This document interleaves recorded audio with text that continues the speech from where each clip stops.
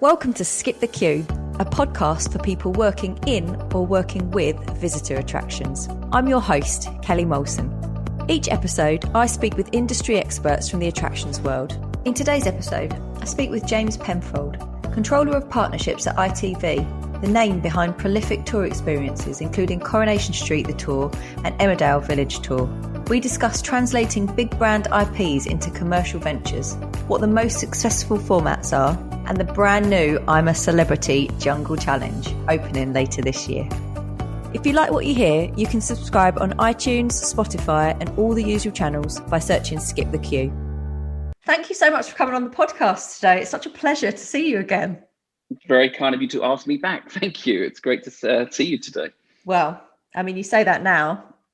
You might not say that after the questions that I'm about to ask No, you. listen, I'm a regular listener, so I don't know what's going to be thrown at me. So I've taken my Xanax and I'm ready.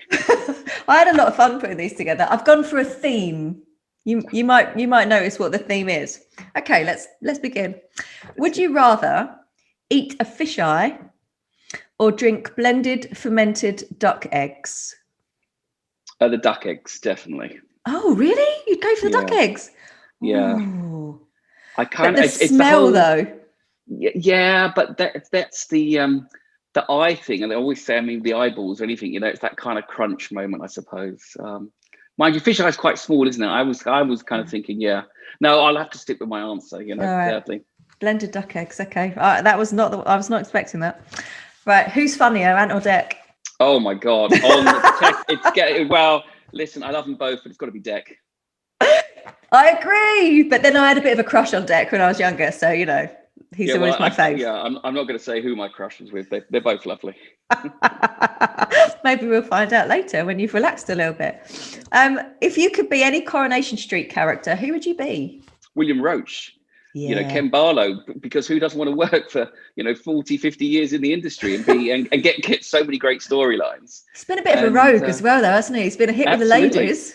Completely, I'd like, and a returning hit with the ladies. And he gets great sort of one-liners. He's been involved in some amazingly iconic plots.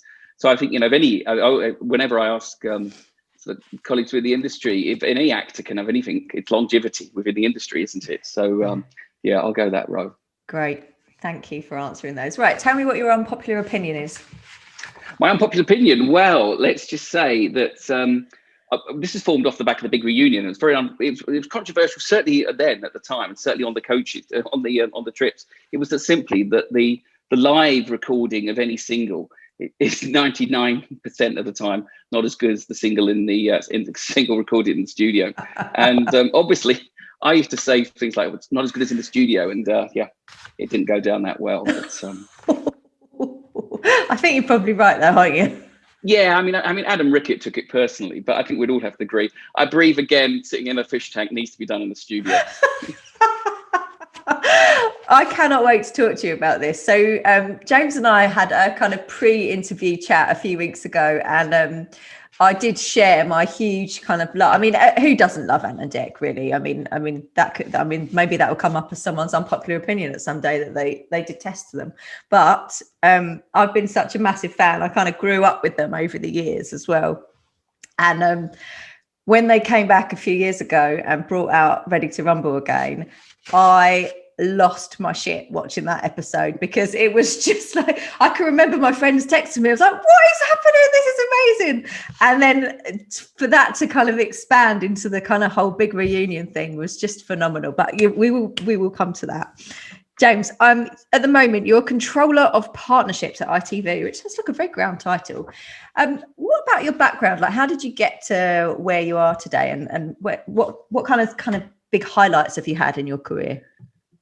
So I mean, like anyone, I think career is all about a bit of a zigzag. Not many people go straight to the end role they hope to achieve. So left school not knowing at all what I wanted to do. Always absolutely loved television. I mean, was an avid fan of multicolour swap shop every Saturday morning. But how did I therefore end up in a BT technical apprenticeship at the age of 16, leaving having just done the first year of GCSE?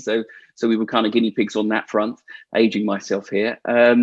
But BT ran an amazing classic apprenticeship scheme 3 years going across a month, 2 months at a time across every facet within the business. So you could be on estates one week, you'd be on customer sort of residential services and installations, you'd be on external, so working in the manholes and those sorts of things and learning about that aspect, marketing, sales, customer service in the sense of operator services.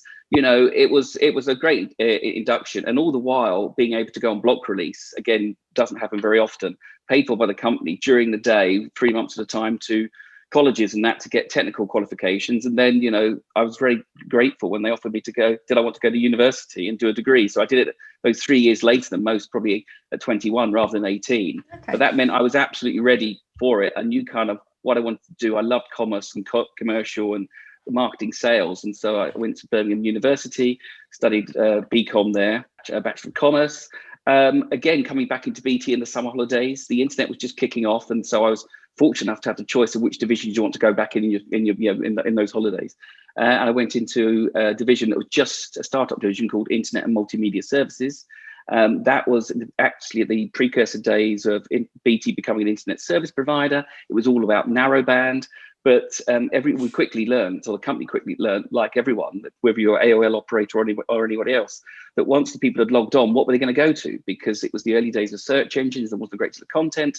So I just opted to be a sort of content development manager, which was basically classic business development. So looking to acquire content feeds. So in the day, you'd go to BT's various partners and obviously think to what you personally liked, whether it was Top of the Pops for kind of for music, Bloomberg for financial services, and you pick off these the various brands and go and do deals to acquire that. That moved into broadband services, then worked on a number of sort of trials that are sort of pioneering towards, I suppose, all the things we use now. Multimedia payphones. So there were a whole trial of payphones across Cardiff and central London for people coming when not many people had email, and certainly not many people had laptops at home and computers at home, but they did want to be able to send email messages or check their messages as they were between stations or traveling between offices.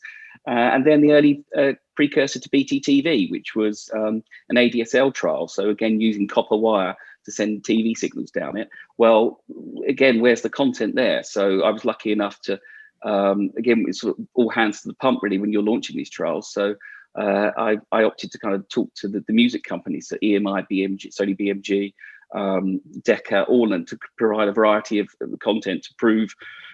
And then we were really just looking to the customer to say what they wanted. These were only closed user group trials, sort of 2,000-3,000 people in Ipswich and those sorts of things. My boss then got snapped up by Sky. Sky was really taking off as a digital satellite broadcaster, and that inherently launched something called interactive services, so the red button services that many might have used. He stayed very briefly at Sky, I should say, because he didn't get famously on with James Murdoch, but moved across, but quickly learned that there was a real desire with multi-choice TV to suddenly have. The reason we had those sort of 200, 300 channels, it's obviously refined itself now as technology has moved on. There are other ways of accessing content. But he set up a company called the Interactive TV Group. We were fortunate enough, or not unfortunate for Adam Faith, he'd just set up the singer had set up a financial TV group based out of Wapping. Sadly, 3 weeks into operating that, he passed away. But the facility was available. And my then boss at the time, John Swindred, picked it up at an absolute song. And we went in and he'd reformed a team from people he'd worked with at BT at Sky to become an interactive TV group, so launching TV channels for other parties here in the UK and some further afield. I was business development manager at first, looking after the studio's facilities and and winning clients to use those, and then also looking up then into interactive services, which is again taking back, I suppose, the internet skill sets. Some red buttons. We used to provide those red button services. If Sky didn't develop them for you and do all the coding and the content, then probably the interactive TV group did at the time. So BBC, all the Children in Need apps, the multi-screen sports, the Glastonbury multi-screen sports, not all of it was sort of developed just in-house at the BBC. That took me then to a company called Interaction TV, because brands and branded content was becoming very much niche, but certainly a fad at the time. And obviously it's come back in many different sort of facets now, whereas commercial director at that company for about 4 years, which took me to 10, 11 years ago, where a colleague and now my boss, William Van Rest, who had joined ITV, literally picked up the phone and said, do you want to come in for a conversation? And I was lucky enough to literally join ITV, So probably 20 years after starting my career, always wanting to work in television, never thinking, what's my route to being that? Sadly, never going to be front of camera, but not while Anton Decker around. Another great son like that. And there, it was the role. It wasn't defined, which is always a great opportunity where I sort of thrive from.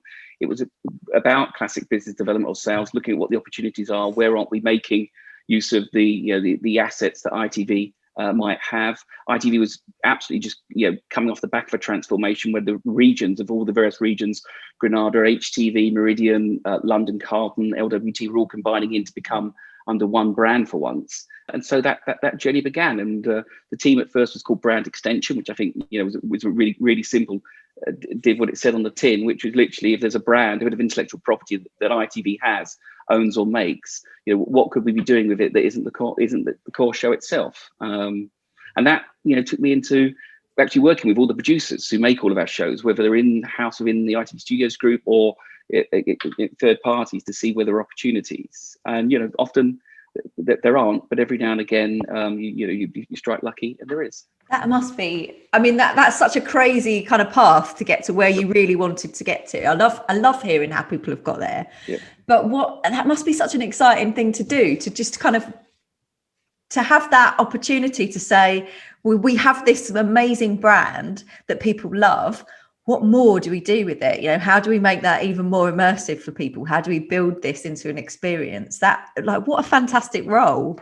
Yeah, no, I mean, I'm one of a great team, and it's been and is an incredible train set to play with, and you don't take any opportunity for granted, and the show must come first, and absolutely respect the IP in that sense.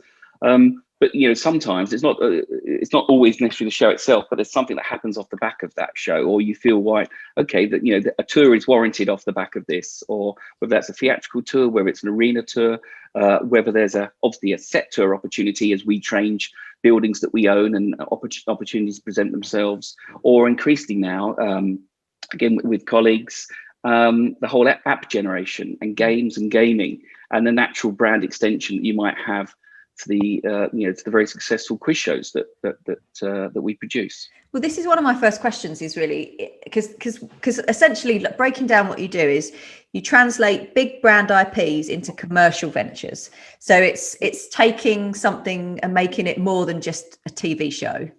Yeah. What qualities does a brand need to have for it to succeed, like beyond the telly?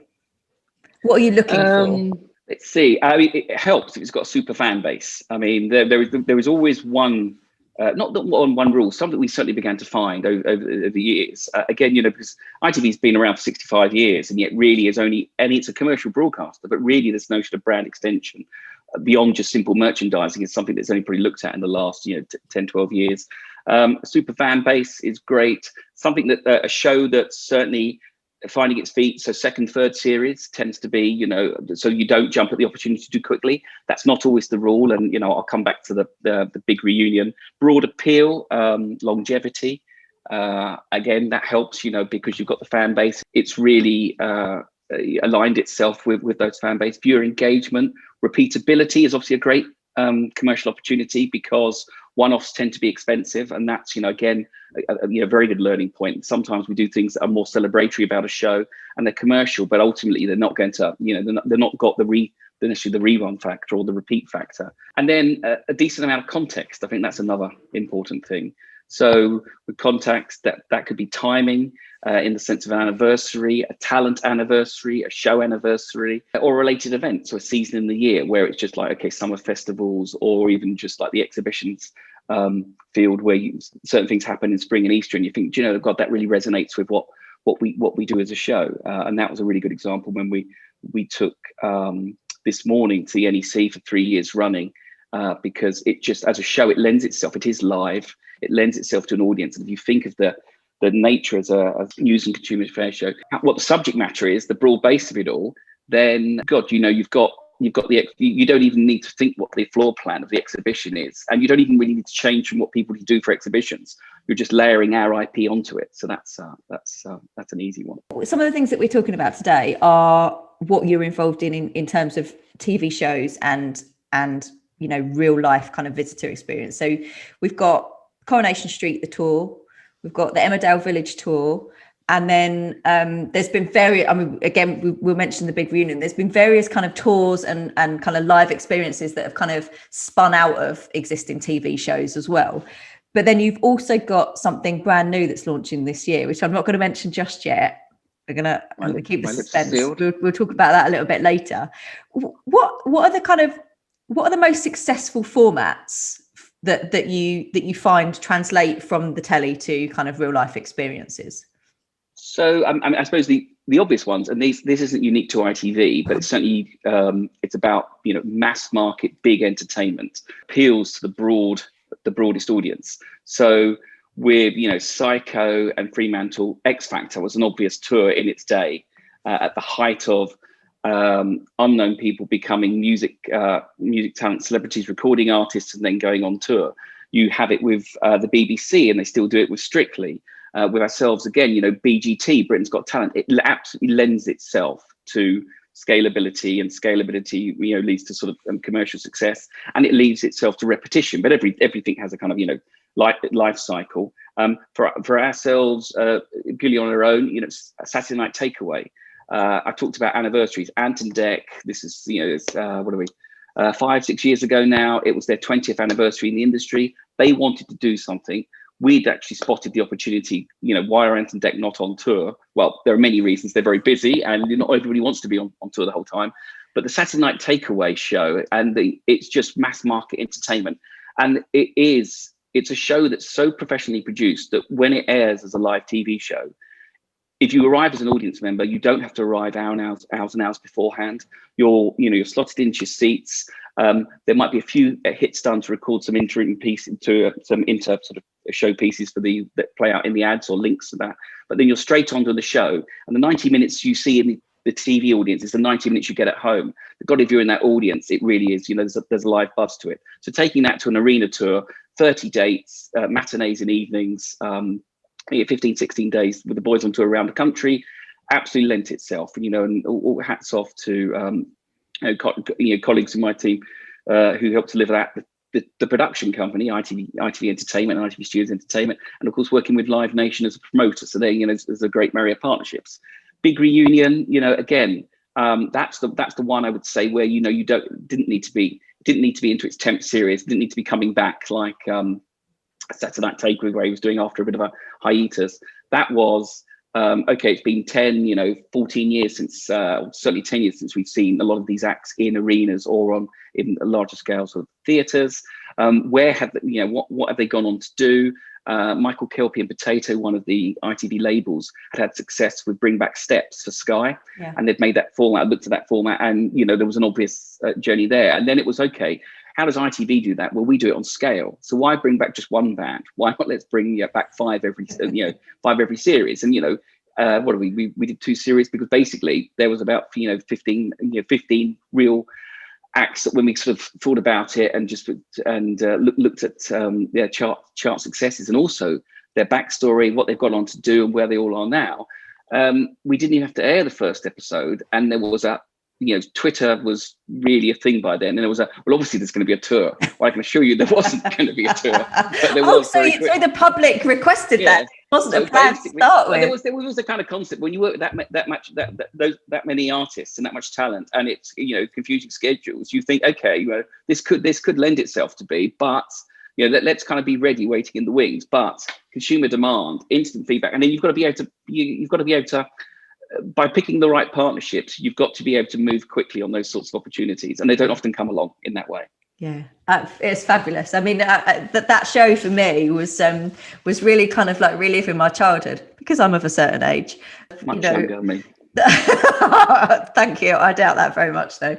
But they were kind of like. I was into a lot of those bands at the time in some level, and it was just brilliant watching, what they'd gone on and done, and then trying to get them back into shape to do the routines and stuff. It was so funny and so interesting. Kelly, I'm in the exact same situation as you. Don't think I'm not, as somebody as an 18-year-old apprenticeship or, working in and around Soho as I did, because that's where my apprenticeship was based. It was based in the West End of London. Loved pop music. if you'd ever said you'd then be working with those individuals, sitting on a coach, sometimes on short journeys, sometimes on long journeys, and in some of the sort of craziest situations. Well, the show was playing itself out, and of course the stories were, and then we were getting to take them on tour at the time. So you don't get many opportunities like that, and I'm ever so grateful. Fantastic experience for you.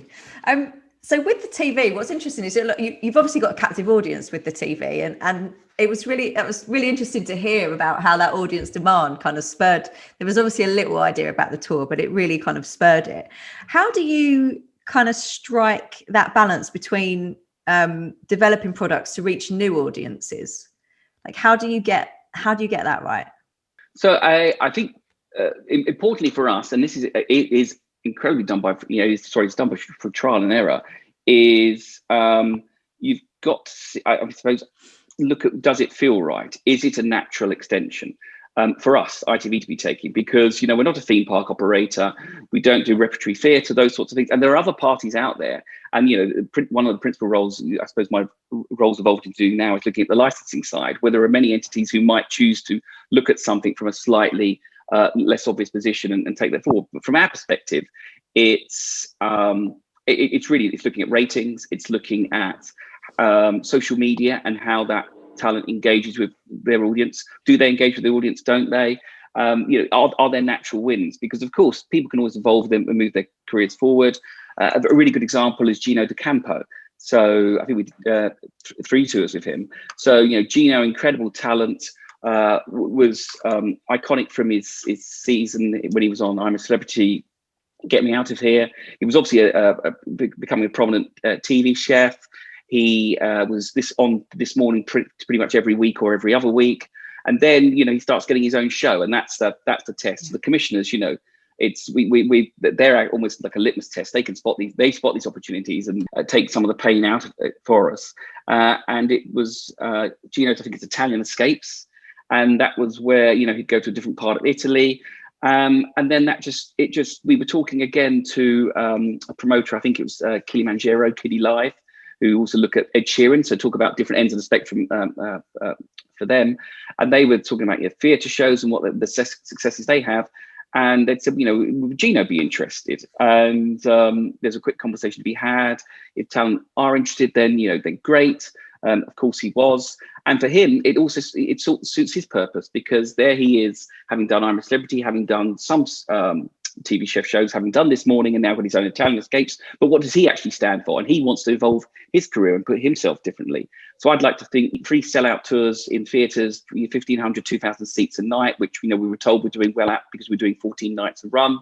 And it wasn't just Gino goes on stage and cooks, because that would have been obvious. It's Gino goes on stage and does what he does best, which is engages with the audience. Yeah. The cooking almost becomes, auxiliary to the evening.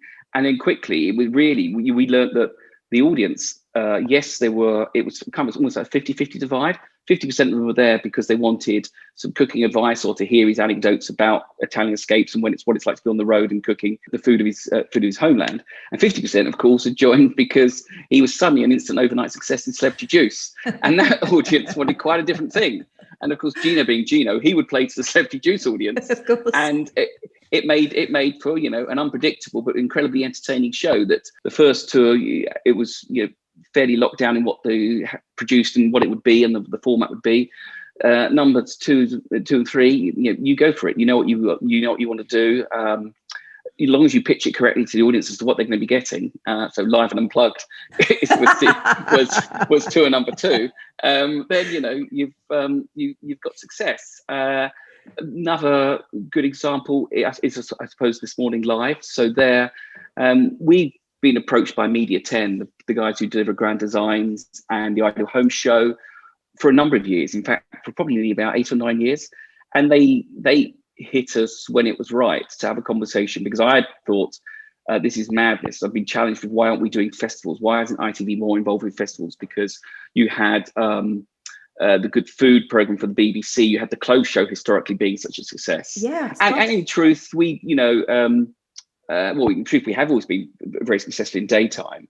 And I think with This Morning, it was really, we looked at all the shows. So Good Morning Britain, Lorraine, this morning and Lou swimming, and could you take them all on on the road, and would there be an exhibition? And then you start getting into the realities of cost, of logistics, of actually the quite disparate audiences that do come across those four different shows and what they want to engage with. We quickly settled on This Morning, and then just simply This Morning Live, in that it has cooking in it, it has health issues, it does fashion, it does entertainment, and ultimately at the heart of it are Phil and Holly, or Eamon and Ruth at the time. We learned very quickly that we were taking the show on the road.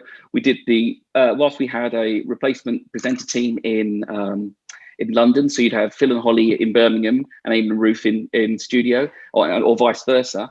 They'd hand to each other. Great segments of the show were able to be done from the NEC. You kind of, yes, there were costs involved, but to us that was more of a marketing vehicle. It worked really well for Media 10 because they absolutely know how to deliver a live exhibition.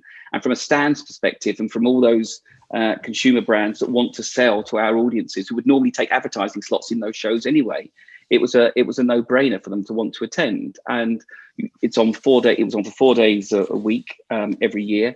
40 to 50,000 people attending over those 4 days. And then you get into the great hurdles of, oh my God, it's almost too successful with capacities, and fans being more than just, I suppose, the typical ticket buyer and visitor. Everybody wants to meet the talent, and so meet and greets.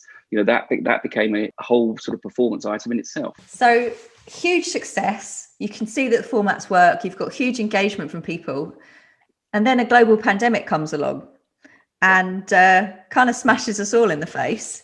How has that? I mean, it's affected obviously your plans and things that you've got, in fruition quite extensively. How has it affected you, and how have you kind of tried to overcome some of those challenges this year? So if we look back to this time, or actually this time last year, or actually go back a further 2-3 weeks, when the UK government was still slightly in denial about the nature of this pandemic. I think we all were, weren't we? Because I think we were watching the news going, oh, it's all happening in Italy, isn't it? Oh, yeah, that looks bad. Well, yes, the broad public will, but don't forget ITV as a stakeholder in ITN. So we produce Channel 4 News, Channel 5 News, and ITN News. The three variants, different editorial flavours. So I don't think you could avoid it from that point of view. And I'm based in Gray's Inn Road. Well, I was based in Gray's Inn Road, which is where the news studios are. So I think there's a real feeling there. Most importantly about, just kind of hand sanitizers introduce themselves. But the thing came to me was 3 weeks out of not even lockdown, of us beginning to talk about. So probably we're talking the back end of February. I was approached by my then director and divisional director to say, at a board level, we think we need to curtail or stop set tours. So the set tours of Coronation Street and the Emmerdale Village Tour. Both are external sets, although there are some interiors to be seen as in interior sets with on the Coronation Street set. And that is principally because, first and foremost, we're a broadcaster and a producer of content, a producer of successful TV shows. These serial dramas have been going last year, 60 years for Corrie, and this year we're celebrating 45 years for Emmerdale. And so Hearts and Minds, which is a phrase that's very well known now within the business, is looking after staff and looking after staff well-being. And staff well-being is therefore the actors, the talent, all the production staff, all those many people that come on board, coming out of the. So quickly the sets began to close, to lock down, and a wrapper was put around the productions to enable them to carry on for as long as production for as long as they could. That wasn't feasible from the moment national lockdown happened, and we had to then wait and work with health and safety committees and other people and with government to work out what the safe way to do production was. So from my perspective, it was please turn off tours. And we were just starting the season, and we had loads of pre-bookings across Emmerdale, and we had loads of bookings across Coronation Street. And of course, we just recruited our seasonal workers, in the sense of our tour guides for that year. Many who come back each year and have other roles when the tours aren't operated at weekends. So I think we had to, it was straight away onto the phones. With Emmerdale, our partner is Continuum Group, Continuum Attractions, who we work with on many tours and attractions. And obviously from their perspective, there was a quite rightful debate. Are we jumping the gun and doing this too soon? Because they weren't seeing that advice in the tourism market for their attractions. But ours was, no, this is what we need to do. And we didn't want to let consumers down at the last minute, because with Corrie, certainly people travel quite a distance across the country to come to those weekends. They book hotels in advance, they book transport in advance. And so then it really is about you're just going into a situation of customer management. So there it was a case of, listen, sorry, we need to cancel down tours. Obviously, refunds immediately available. You wanted them, or you can basically move to hold a voucher, or and we will we'll contact as soon as. So that's a complete curtailment of that business, and it became then a reality that even with lockdown over the back end of summer, that again the situation was even just worse. Think of where we are now in winter. So autumn and the end of summer last year, everyone was feeling great in the UK and around most of the rest of the world. Some had fitted in summer holidays or done staycations and things like this. So again, from a consumer point of view, it's all about proactively managing the comms to them. But at the same time, for us, because we don't have a lot to say on this, because we're not a true classic visitor attraction, just enough communication where you're engaging, giving the consumers what they need to know. Of course, at all opportunities, offering refunds. When we began to realize that, we aren't going to be open these in autumn, because if anything, the pandemic's getting worse, and this was even before new variants. It was okay. Well, this is coming back in. We hope to be able to bring this back in 2021. That's a realization now that probably that isn't, even a reality. And it's incredibly disappointing to the team. Thank God, in the early days where the furlough opportunity was there, we absolutely used it. From a customer point of view, thank social media. Thank God we've got decent outlets to be able to contact customers. And from being a broadcaster with viewer services, we were able to really talk to other bits of the business for them to help us to get in contact with as many consumers as possible. And even now, it's a difficult one, because you look to the advice from Alva. We keep across Blue Loop. We listen to your podcast. We talk to experts. We're talking with the Continuum every day, and we have health and safety advisors from the tourism market as well. But from a set tours point of view, it just isn't realistic. There is nobody in any of our offices. We all work remotely. All the editing of the shows is pretty much done remotely, incredibly. In the early days of the pandemic, every show was produced remotely. The galleries all became laptops, so editors, directors were sitting at home. So, and the two teams who make the soaps have done an incredible job of creating cohorts where nobody kind of overlaps. You're in your cohort group and you move through based on your plot line and through those cohorts, so you always sort of stay safe. And they're the only people who go on sets. They pick up their costumes are already hung out for them. And their makeup they do themselves. And so I suppose the thought to ITV Studios production, the drama production side, the thought of even sort of entertaining us being able to welcome the members of the public onto those sets, it currently is still sort of untenable. So the good news is very exciting plans for next year. What this has given I suppose the pandemic, let me come to the positives. If it's given us a time to reflect. We were very lucky 6 years ago when the old set became available at Coronation Street. The Granada building was sold quite quickly after 55 years of ownership by ITV. It would have just been quickly demolished, but that wasn't. I was like, that can't happen.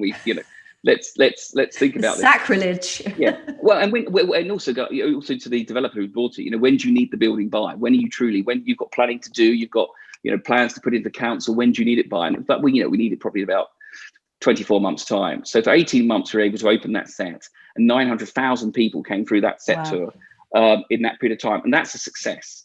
And that felt, completely natural. But now we're working in a different environment. We're part of a living, breathing production community. So we're looking at it from the filming perspective and from the visitor perspective. The exciting thing is we are able to look at now, how do we make the tours more accessible? Is there technology that can almost enhance them? Work with groups like Antenna, looking at, we've long resisted audio guide because we love the interpersonal nature of the tour guide. But actually, if you think of the amount of content and archive and things like that can actually bring sets to life, and everybody's got a different character they like on those shows and a different memory of a storyline. Some people like the 60s, 70s, the 80s. Some people remember, Emmerdale, and I'm going to say ITV Sacrilege when it was called Emmerdale Farm. And so there's those sort of those angles to it, and it's given us time to reflect. Completely exclusive to you, where we're building a new building next to Coronation Street in Manchester. The piling's underway. Wow. The intention is to have it open by next Easter. What's it going to serve? It's multifaceted because it addresses multiple problems. The script writers, and there are about 200 on Corrie, normally meet in hotels and go to conference centres to marry all the plot lines together and to do the timelines. Again with cast, again with all the principal production team. Now we'll be able to happen on the top floor of this almost event space building. The middle floor will have an exhibition space, which will be used by us from a Coronation Street perspective, and the ground floor will have a 70-seat theatre for those like me who believe that people will come back into some form of cinema environment. And we'll have a cafe and we'll have a retail outlet. I'm going to call it sort of visitor reception area, as opposed to them just meeting somewhere in Media City and then we walk them over to the set and take them on the set there. That'll allow us to be 7 days a week from a experience point of view, and as in to engage with the brand. It really plays for Peel, the landowner of Media City, because there's a brand new tram line that opened unbeknownst to us pretty much all whilst we've been in lockdown, that serves the Trafford side of Manchester, and it's a much faster link into Manchester. There's a stop right by ourselves and the Imperial War Museum, so where that stop, there'll be a cafe there, as I say, which would provide. So that's playing to an opportunity that if we'd not had the pandemic, would have taken quite a lot longer, because we've been able to do stuff when the sets have been closed, when the filming hasn't happened. It's a great positive. Something similar is happening with the village for Emmerdale for hopefully for the back end of 2022, so that we can get more people into the village and really celebrate the sets and do Q&As and audience with cast and things like that. Oh, wow. So positives. Oh, I love that you've come on and dropped a few little exclusives for us, James. Thank you for sharing that. I mean, many of our listeners are in the attractions world, and they will be completely sympathising with the situation that you've been in terms of having to shut down the sets. But it's such a different challenge that you have. I mean, the attractions now, they're planning for their reopening in kind of May time, and are incredibly excited about that and what that looks like, that roadmap. But your roadmap is so much longer because of the logistics of filming.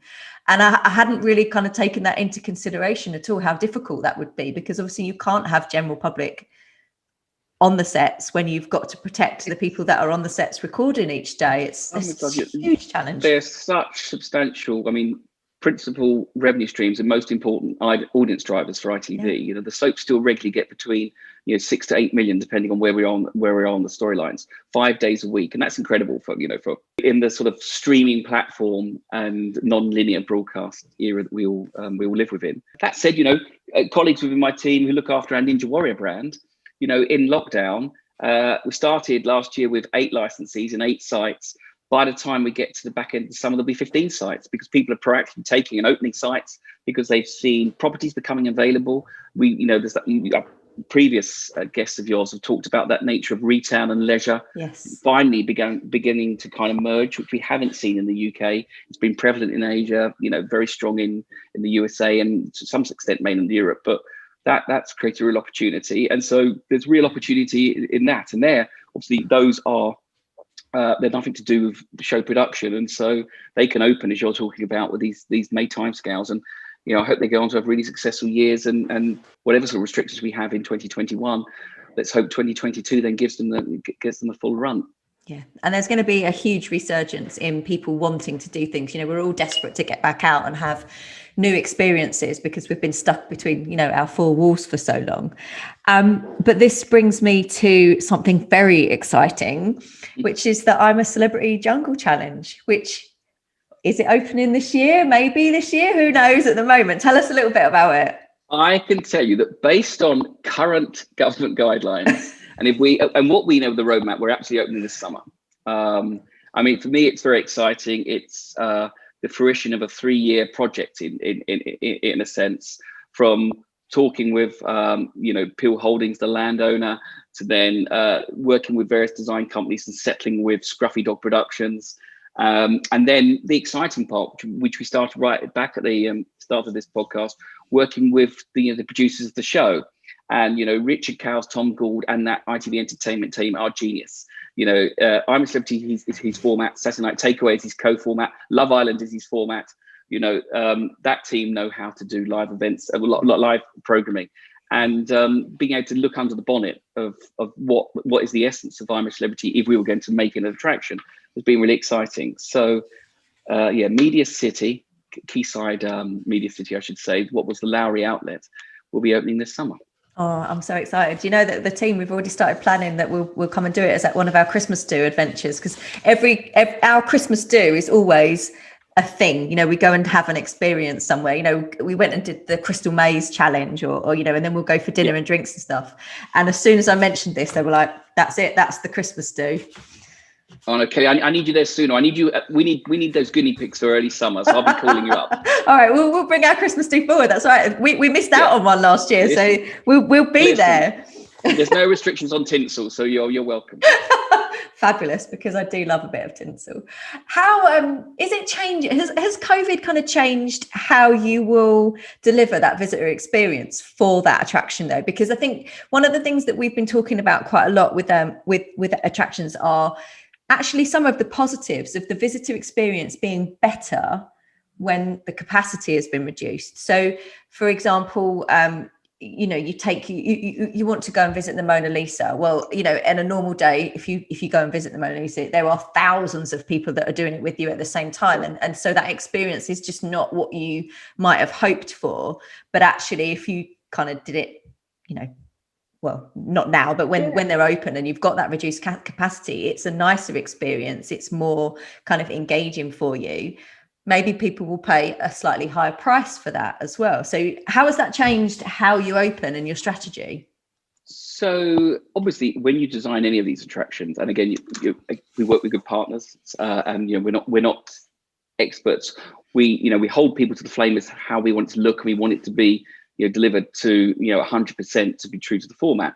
But there's always going to be you've designed it for this sort of flow, for this capacity, and people use it in this manner. And of course, we'll only when we start getting to the customer testing, which we're pretty much just approaching now, will we see how that happens. Now we layer on the COVID factor. And the COVID factor is exactly what you've said. Probably a little more time in that experience or in the attraction. Yes, reviewing, you know, reviewing the price for that, but the capacity being reduced, but then the experience being so much better. I think all leisure attractions are going to be sort of price sensitive, but I do think, and I hope when you see it, the layering over the IP of the Jungle Challenge, and whether it's the thematic music and even the safety video from Anton Deck through to the gameplay we've put on what would traditionally be kind of a ropes and that sort of swinging course with a bit of a, you know, sort of ninja warrior in the middle, really does bring value to it. So I think we've got to, and we are reviewing what that customer experience is. Similarly, on tours side of things, it's absolutely about capacity. Less people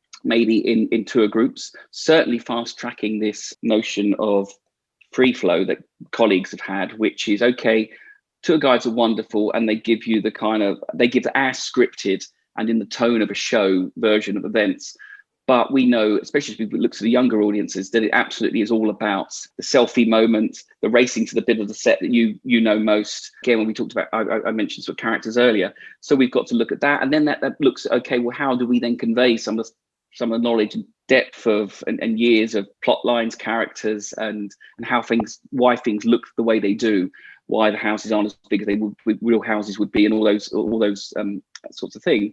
Then we're looking at the kind of audio guide, or certainly the interactive guide, and how you know, smartphones that again really have got pretty much mass market penetration now across all age brackets, how we can use those.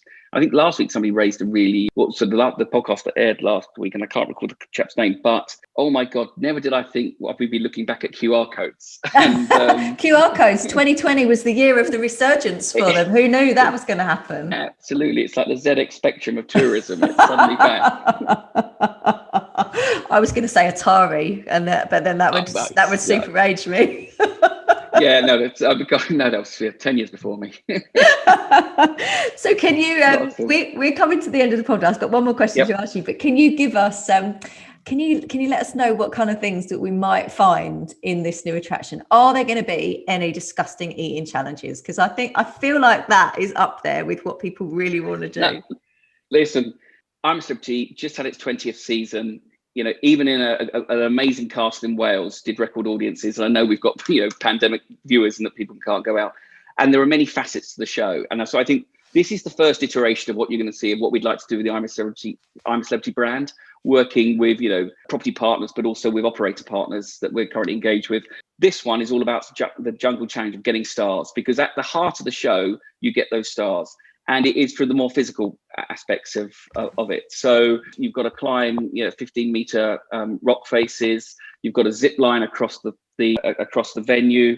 You've got to do a tree chop trail that doesn't have much to support you other than the harness you kind of clip to, and so that will test your heights. There's a spy rider if you so wish that you can strap yourself into and travel 20 miles an hour around the around the rooftop. There's Escape the Jungle, which is our variant on Ninja Warrior. So we've packed a lot in, a lot into this. And if you want to test again your test of heights, there's Leap of Faith. Would you go? You jump. You hang on to a cushion for as long as you can before you drop to the ground. Oh. And but don't worry, you're in a safety line. Oh, it's going to be great. I feel super excited about it already, and I'm pretty sure that a lot of our listeners will be booking up tickets as soon as they can. Thank you so much for coming on and sharing that, James. We always ask our guests for a book that they would recommend to us. And it can be anything really. I used to always ask if it was a book that had shaped someone's career, but I think actually just a book that you really love or one that you would just like to share with our audience would be great. Okie dokie. Well, I've changed my choice as of this morning, and it's courtesy because, of course, from working from home or even when I work in the office, I've always got ITV on playing in the background. And a book that I found absolutely charming, and not a lifesaver, but just really resonated with me in this lockdown, being sort of single, working on my own, working on a project quite distant with a team that's quite disparate around the country, has been The Boy, the Mole, the Fox and the Horse. Oh, Charlie Mackesy. Oh, gosh. And it comes into mind today because I saw him over my shoulder just before we came on the call, because he was on This Morning, and it's being made into a movie, which is incredible. An animated movie using his beautiful, artwork. And as I understand it, it's going to extend the characters and give some background, to those four wonderful subjects. And I think, I just feel with all that's going on, whether it's headlines in the news this week on any level, whether it regards ITV or not, that, put a bit of love out there, and we'll all be good, and we'll get through this storm, as he likes to put it. Oh, do you know what? That book has given me so much comfort over the years, and I'm so glad that nobody has recommended that book yet. I'm so glad that you chose that one today, because it really does sum up what we all need right now. And I think it has been, like I said, for me, it's been a huge comfort on many different levels. And I think it has been a huge comfort for a lot of people through the lockdown as well. Absolutely. And it's, you can turn to any page of it and there's a quote or a phrase that just kind of, you can draw something from it. And I think that's, there have been many books probably prior to that, and I'm not going to bankrupt you as others do. So that's my book. Thank you. Just the one book. Just remember, I asked for one book. Yeah, people. Guys, just listen. One book, please. That's all Kelly wants. Cost me so much money. Oh, thank you so much. That's a great recommendation. As ever, if you want to win a copy of that book, then if you head over to our Twitter account and you retweet this episode announcement with the words, "I want James's book," then you will be in with a chance of winning a copy, and you should do that because it is a really lovely book. I'm so glad that there's going to be a film as well. That's really nice. Yeah. James, thank you. Can I say thank you, by the way? Because I listen to your podcast every week. Fascinating insights, helps all of us, and so I'm really pleased that I was invited on. Thank you. Oh, that's very kind. All of our guests have said very lovely things about the podcast, and I feel super humbled by it. I actually felt really humbled that you put us in the bracket of Alva and Blue Loop there, who are phenomenal organisations that have been doing brilliant things for attractions. Thank you, James. It's been an absolute pleasure to have you on today. It's been wonderful. So thank you so much for your time. You're very welcome. You take care. Thanks for listening to Skip the Queue. If you've enjoyed this podcast, please leave us a 5-star review. It really helps others find us. And remember to follow us on Twitter for your chance to win the books that have been mentioned. Skip the Queue is brought to you by Rubber Cheese, a digital agency that builds remarkable systems and websites for attractions that helps them increase their visitor numbers. You can find show notes and transcriptions from this episode and more over on our website, rubbercheese.com/podcast.